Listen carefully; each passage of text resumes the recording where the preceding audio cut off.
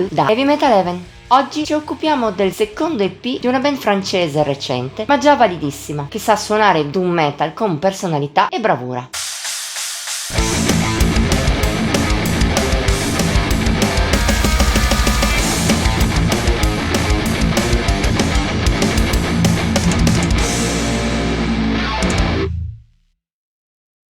Se la Francia non è famosa come altri paesi per la sua scena doom metal, nel corso degli anni ha saputo regalare al genere nomi di culto come Ataraxie, Hangman's Chairs, Northwinds e The Bottle Doom Lazy Band. È a questa tradizione che si rifanno anche gli Endeavour. Nati nel 2022 ad Angers, nell'ovest del paese, da allora hanno pubblicato 2 EP alla ricerca della propria strada.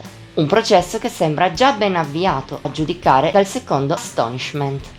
Uscito lo scorso 27 febbraio, mette in mostra un gruppo giovane ma con una buona personalità, già a partire dallo stile. Parliamo di un doom metal moderno con una registrazione solida e aggiornata ai tempi attuali, sonorità che a tratti strizzano l'occhio al post metal, ma senza rinunciare a un'attitudine più classica. A livello di atmosfere, spesso depresse e decadenti, ricorda soprattutto i Saint Vitus. In più, Astonishment può contare su tanti piccoli influssi che ne rendono il suono più vario. Vengono dal citato post-metal come da sludge, stoner e a tratti anche dal progressive. Quest'ultimo forse non è determinante nel suono degli Endeavour, ma si può ritrovare in alcuni controtempi e dissonanze lungo il disco. Sono elementi che i francesi sanno mescolare bene, nonostante siano solo il secondo EP e dalle foto promozionali sembrino piuttosto giovani, sono già consapevoli nello sfruttare il proprio talento. Al netto di qualche immaturità, i 20 minuti di Astonishment mettono in mostra tante buone idee e la capacità di farle fruttare bene. Non era scontato, anche visto che spesso il gruppo sceglie di affrontare strutture non immediate, con diversi cambiamenti all'interno della stessa canzone.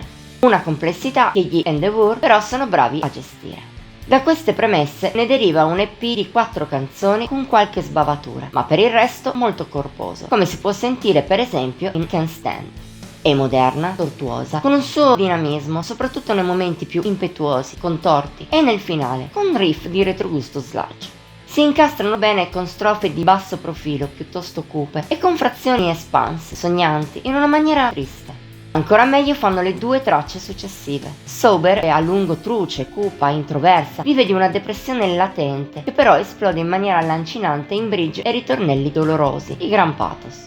Wrong is Right è invece il brano più progressivo del disco, coi suoi tempi dispari ben sposati sia a riff metal molto incisivi, debordanti, sia a passaggi più leggeri. Entrambi accumulano una certa tensione che poi si scioglie in frazioni lente, più dritte, con una infelicità molto penetrante, sia nei momenti più doom, sia in quelli più leggeri e sentiti. Valorizzano anch'essi un vero gioiello pieno di elementi eccelsi. Del resto, persino la title track in apertura, punto basso del disco per un'eccessiva leggerezza a tratti, è molto buona, con la sua atmosfera desolata e a volte bella oscura, pesante.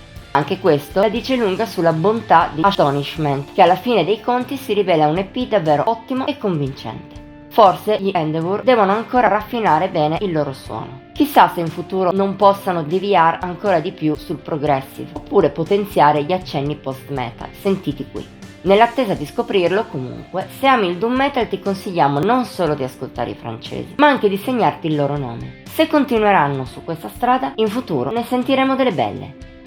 Voto di Heavy Metal Heaven 73, su un massimo di 80 per gli EP.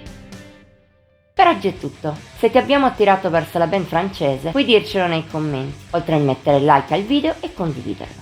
Ti invitiamo inoltre a iscriverti al nostro canale ed attivare la campanella delle notifiche per non perderti nemmeno uno dei contenuti pubblicati ogni pochi giorni. Infine puoi seguirci anche su Facebook, Instagram e Pinterest. Al solito trovi i nostri link qui sotto. Ci vediamo la prossima volta!